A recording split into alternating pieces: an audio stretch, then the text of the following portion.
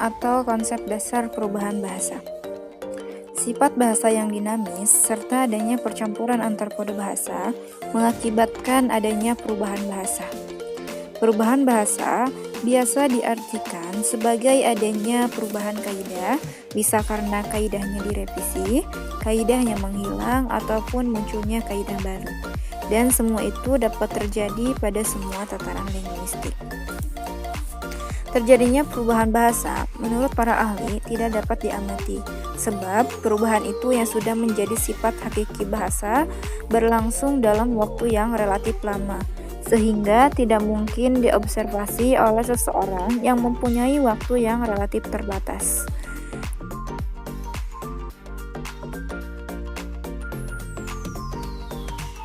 Ya, selanjutnya saya akan bahas tentang hakikat pergeseran bahasa. Didefinisikan sebagai penggantian suatu bahasa oleh bahasa lain secara berangsur-angsur karena akibat kontak bahasa dalam situasi imigrasi. Adapun faktor kedewibahasaan bukanlah satu-satunya faktor penyebab terjadinya pergeseran bahasa. Terdapat beberapa faktor lain yang juga merupakan penyebab terjadinya pergeseran bahasa. Selanjutnya, apa saja faktor penyebabnya? Yang pertama, perpindahan penduduk. Hal ini sesuai dengan pernyataan Hare. Faktor pergeseran bahasa menyangkut masalah penggunaan bahasa oleh seorang penutur atau sekelompok penutur yang terjadi akibat perpindahan dari suatu masyarakat tutur ke masyarakat tutur yang lain. Yang kedua, pergeseran bahasa juga disebabkan oleh faktor ekonomi. Salah satu faktor ekonomi itu adalah industrialisasi. Kemajuan ekonomi kadang-kadang mengangkat posisi sebuah bahasa menjadi bahasa yang mempunyai nilai ekonomi tinggi. Bahasa Inggris misalnya menjadi minat banyak orang untuk menguasai dan kalau perlu meninggalkan bahasa pertama. Dan yang ketiga, pergeseran bahasa juga disebabkan oleh sekolah. Sekolah yang biasanya mengajarkan bahasa asing kepada anak-anak didiknya, akibatnya anak-anak tidak mampu berbahasa daerah. Dampak dari pergeseran bahasa adalah punahnya suatu bahasa. Kepunahan bahasa hanya dapat dipakai pada pergeseran total pada guyub tutur saja. Dan pergeseran itu terjadi dari satu bahasa ke bahasa lain, bukan dari satu ragam bahasa ke ragam bahasa yang lain satu bahasa. Selanjutnya saya akan menjelaskan pemertahanan bahasa. Dalam pemertahanan bahasa, komunitas secara kolektif memutuskan untuk terus menggunakan bahasa tersebut atau bahasa itu telah digunakan secara tradisional.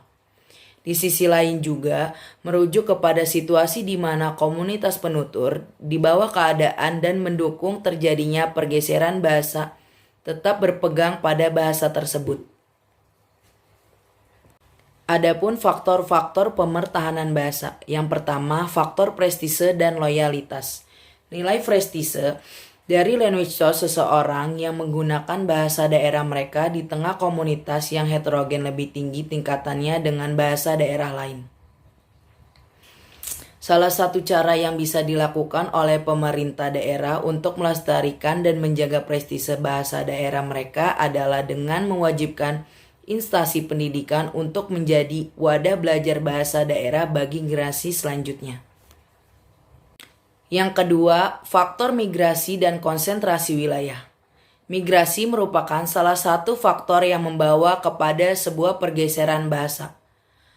Pola konsentrasi wilayah disebut sebagai salah satu faktor yang dapat mendukung kelestarian sebuah bahasa. Dan yang terakhir, faktor publikasi media massa. Media massa merupakan faktor lain yang turut menyumbang pemertahanan bahasa daerah.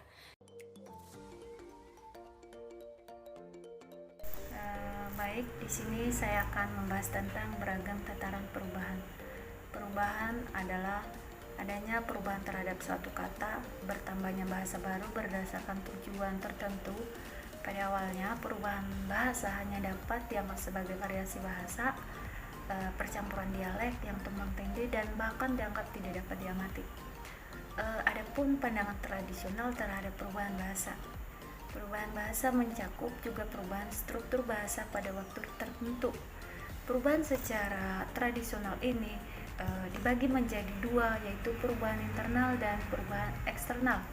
Perubahan internal ini maksudnya adalah perubahan yang ada dalam bahasa itu sendiri, yaitu perubahan pada tataran mikro atau linguistik, bahasa pada tataran fonologi, morfologi, dan sintaksis yang sama. Dapat pula dikatakan perubahan bahasa sebagai akibat perjalanan waktu menjadi bahasa-bahasa mandiri yang berasal dari sebuah bahasa asal yang sama dapat dijejaki dengan menerapkan teori relasi kekerabatan bahasa. Perubahan yang kedua adalah perubahan eksternal. Maksud dari perubahan eksternal adalah perubahan yang terjadi karena pengaruh bahasa dan dialek lain seperti borrowing. Hal ini terjadi karena faktor sosial dan budaya yang berlangsung. Perubahan bahasa secara eksternal yang terjadi sebagai akibat proses kontak bahasa, baik dalam konteks linguistik area maupun dalam kerangka hubungan sosial politik yang dapat ditelusuri dengan teori difusi atau Rickford tahun 1986. Contoh perubahan bahasa karena pengaruh teknologi, misalnya karena Android, gadget, dan nama yang tidak ada di suatu bahasa seperti kamburu. Contoh lainnya yaitu terjadi pada bahasa Inggris yang melakukan peminjaman bahasa atau borrowing dari bahasa Prancis, Jerman, dan yang lain-lainnya. Adapun bentuk perubahan bahasa. Yang pertama, perubahan dalam bidang fonologi, yaitu perubahan fonem atau bunyi, misalnya Februari menjadi Februari. Kedua adalah perubahan dalam bidang morfologi. Perubahan bahasa dapat juga terjadi dalam bidang morfologi, yaitu dalam proses pembentukan kata. Contoh, bor plus prefix me atau penambahan prefix menjadi mengebor. Yang ketiga adalah sintaksis. Perubahan kaidah sintaksis dalam bahasa Indonesia juga dapat kita saksikan. Umpamanya yang menurut kaidah sintaksis yang berlaku, sebuah kalimat aktif transitif harus selalu mempunyai objek atau dengan rumusan lain. Setiap kata kerja aktif transitif harus selalu diikuti oleh objek. Tetapi dewasa ini kalimat aktif transitif banyak yang tidak dilengkapi dengan objek. Contohnya, ia mulai menulis sejak duduk di bangku SMP. Ini merupakan contoh dari kalimat transitif tanpa objek. Kemudian ada perubahan bahasa dalam bidang kosakata. Perubahan bahasa yang paling mudah terlihat adalah pada bidang kosakata. Perubahan kosakata dapat berarti bertambahnya kosakata baru, hilangnya kosakata lama, dan berubahnya makna kata. Kata-kata yang diterima dari bahasa lain disebut kata pinjaman atau kata serapan. Proses penyerapan atau peminjaman ini ada yang dilakukan secara langsung dari bahasa sumbernya, tetapi ada juga yang melalui bahasa lain. Penambahan kata-kata baru selain dengan cara menyerap dari bahasa lain dapat dilakukan dengan proses penciptaan. Misalnya kata clinics dalam bahasa Inggris dibentuk dari kata clean. Pemendekan dari kata atau frase yang panjang dapat juga membentuk kosakata yang baru. Perubahan bahasa yang paling mudah terlihat pada bidang kosakata. Perubahan kosakata dapat berarti bertambahnya kosakata baru, hilangnya kosakata lama, dan berubahnya makna kata. Yang terakhir adalah perubahan bahasa dalam bidang semantik. Perubahan semantik yang umumnya adalah berupa perubahan pada makna, butir-butir leksikal yang mungkin berubah total. Maksudnya kalau pada waktu dulu kata itu misalnya bermakna A, maka kini atau kemudian menjadi bermakna B. Umpamanya kata beat atau beat dalam bahasa Inggris aslinya bermakna doa, sembahyang, tetapi kini bermakna tasbih, butir-butir tasbih. Dalam bahasa Indonesia juga kita menemukan contoh yang sama halnya seperti pada bahasa Inggris, yaitu kata pena dulu bermakna bulu atau angsa, tetapi kini berarti alat tulis. Bertinta, ceramah dulu bermakna cerewet, banyak cakap, tetapi kini bermakna uraian mengenai satu bidang ilmu. Perubahan makna yang sifatnya meluas, maksudnya dulu kata tersebut hanya memiliki satu makna, tetapi kini memiliki lebih dari satu makna. bahasa juga dapat terjadi akibat terjadinya proses penyerapan atau ke dalam bahasa Indonesia. Akibat masuknya kata-kata asing menyebabkan terjadinya dua macam perubahan, yakni perubahan bentuk kata-kata yang masuk dalam rangka penyesuaian dengan kaidah bahasa penerima dan perubahan kaidah bahasa penerima dalam rangka menampung unsur yang datang dari luar. Adapun proses perubahan bahasa.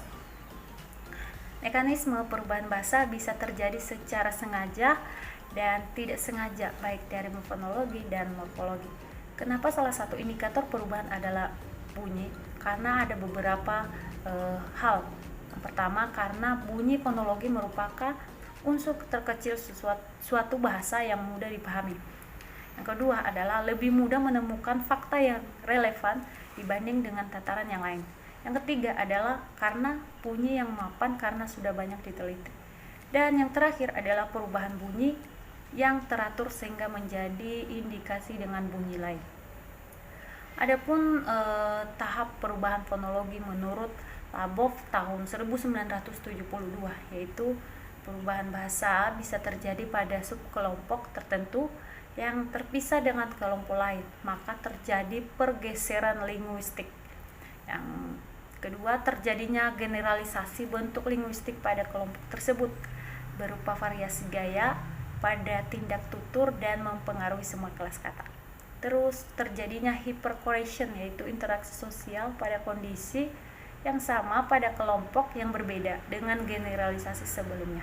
Terus nilai-nilai linguistik diadopsi oleh kelompok lain dan menyebar. Terus penyebaran suara mulai terjadi ciri batas penyebaran masyarakat. Terus ada variabel linguistik menjadi salah satu norma yang mencerminkan penuturnya, identitas dan munculnya ragam gaya bahasa. Terus penyesuaian penggunaan fonologi karena perubahan variabel linguistik. Selanjutnya penyesuaian perubahan suara. Terus jika terjadi perubahan pada kelompok penutur, status sosial tertinggi akan menjadi pemisah dengan kelompok sosial bawah. Dan yang terakhir adalah perubahan dimulai dari atas karena penggunaan bahasa yang dianggap prestis. Dan jika penggunaan bahasa prestis pada kelompok atas tidak sesuai, maka terjadi hypercorrelation yang kedua. Lalu jika perubahan penggunaan prestis tidak dipakai, maka akan hilang. Lalu yang terakhir adalah jika model prestis diadopsi oleh masyarakat tutur, maka terjadi tindak tutur kasual sebagai upaya masyarakat bawah mendekati masyarakat atas. Sekian dan terima kasih pembahasan dari saya. Di sini saya akan bahas tentang sikap penutur. Ragam bahasa adalah suatu istilah yang dipergunakan untuk menunjukkan salah satu dari sekian variasi yang terdapat dalam pemakaian bahasa. Sedang ragam itu timbul karena kebutuhan penutur akan adanya alat komunikasi yang sesuai dengan konteks sosialnya.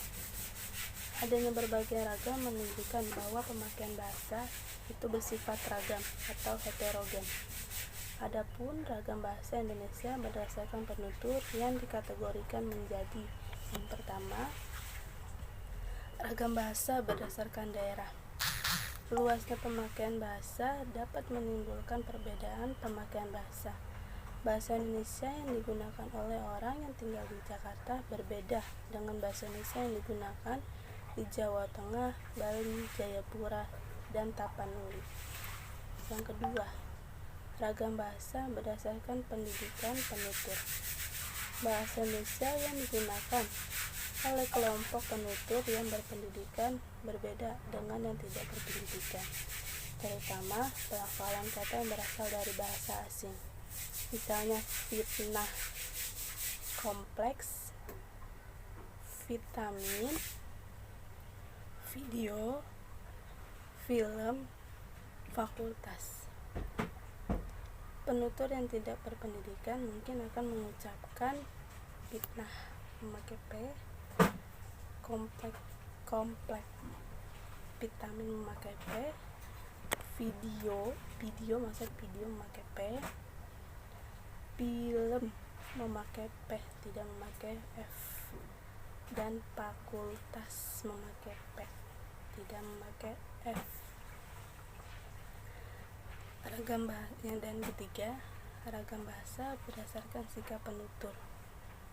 Ragam bahasa dipengaruhi juga oleh setiap penutur terhadap kawan bicara atau sikap penulis terhadap pembawa jika dituliskan. Sikap itu antara lain resmi, akrab, dan santai. Kedudukan kawan bicara atau pembicara terhadap penutur itu penulis juga mempengaruhi sikap tersebut. Bahasa baku yang dipakai ada 4. Yang pertama, pembicaraan di muka umum, misal pidato, kenegaraan, seminar, rapat, dinas, memberikan kuliah atau pelajaran. Dan kedua, pembicaraan dengan orang yang dihormati, misalnya dengan atasan, dengan guru atau dosen, dengan pejabat-pejabat tinggi gitu. Dan yang ketiga, komunikasi resmi, misalnya surat dinas, surat lamaran pekerjaan, dan undang-undang dan sebagainya. Dan yang keempat, wacana teknis, misalnya laporan penelitian, makalah, tesis, dan disertasi.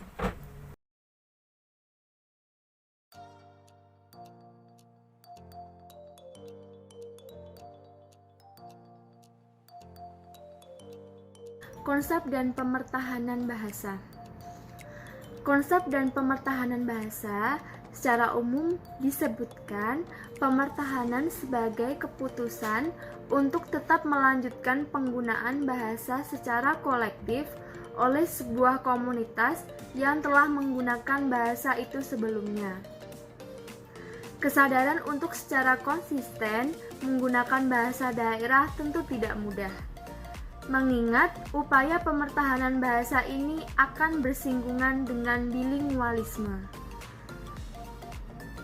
Hampir di setiap pelosok saat ini masyarakat tanpa sadar telah menjadi masyarakat bilingual. Keanekaragaman bahasa akan selalu berkaitan dengan pemertahanan dan kepunahan bahasa. Bahasa yang sanggup bertahan dalam bilingualisme akan mengalami proses pemertahanan bahasa, sementara bahasa yang gagal akan mengalami kepunahan. Seperti yang diungkapkan oleh Sumarsono, bahwa adanya interaksi bahasa akan menimbulkan adanya upaya pemertahanan yang mengalami pergeseran atau menuju kepunahan. Fakta kepunahan dalam sebuah bahasa terjadi kepada 1. Bahasa-bahasa yang terancam punah itu sebagian besar berada di wilayah berkembang. Yang kedua, memiliki total populasi etnik tidak lebih dari 5.000 orang. Yang ketiga, merupakan etnis minoritas terisolasi atau minoritas yang berada dalam wilayah yang begitu beragam bahasa dan budayanya. Walaupun demikian, terdapat 2 sebab utama kepunahan, yaitu yang pertama, karena orang tua tidak lagi mengajarkan bahasa ibu kepada anak-anaknya, serta tidak lagi menggunakan di rumah. Yang kedua, pilihan sebagian masyarakat tutur untuk tidak menggunakannya dalam komunikasi sehari-hari. Kedua sebab itu terkait dengan sikap dan pemertahanan bahasa masyarakat tuturnya. Bahasa dan penuturannya memiliki pemetaan bahasa yang kuat akan memiliki vitalitas hidup kuat pula. Pemertahanan bahasa ini juga berkaitan dengan hipotesis sosial linguistik yang memaparkan kecepatan kepunahan antar generasi penutur sebagai berikut. Yang pertama, jika satu bahasa hanya digunakan oleh penutur yang berusia 25 tahun ke atas dan usia di bawahnya tidak lagi menggunakannya, maka 75 tahun ke depan atau 3 generasi bahasa itu akan terancam punah. Yang kedua, jika satu bahasa hanya digunakan secara aktif oleh penutur berusia 50 tahun ke atas dan usia di bawahnya tidak lagi menggunakannya, maka ada kemungkinan 5 tahun ke depan atau 2 generasi bahasa itu akan punah. Dan yang terakhir, jika satu bahasa secara aktif hanya digunakan oleh penutur yang berusia 25 tahun ke atas dan penutur berusia di bawahnya tidak lagi secara cakap menggunakannya, terutama dalam ramah keluarga, maka ada kemungkinan 25 tahun ke depan atau satu generasi bahasa itu akan punah. Selanjutnya, saya akan menjelaskan tentang sikap bahasa dan pemilihan bahasa. Sikap bahasa adalah anggapan atau pandangan seseorang terhadap suatu bahasa, apakah senang atau tidak terhadap bahasa tersebut. Ada 3 komponen yang terdiri dari sikap bahasa itu, yaitu yang pertama, komponen kognitif, yaitu yang berhubungan dengan pengetahuan dan gagasan yang digunakan dalam proses berpikir.